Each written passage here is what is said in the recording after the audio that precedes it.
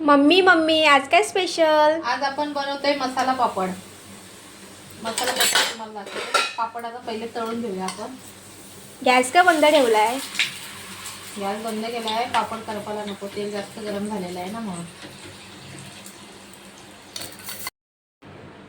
कांदा टाकून घेऊया. कांदा टाकल्यानंतर त्याच्यावरती टॅमॅटो टाकायचा. घरच्या घरी मस्त असा मसाला पापड आपण तयार केला.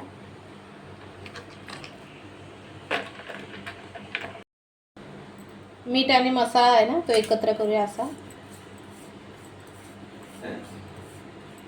मसाला आणि थोडासा चाट मसाला असं टाकायचा.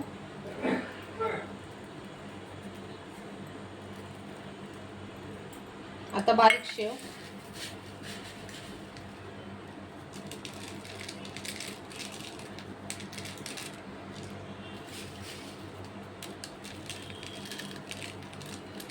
बारीक शेव टाकून झाल्यानंतर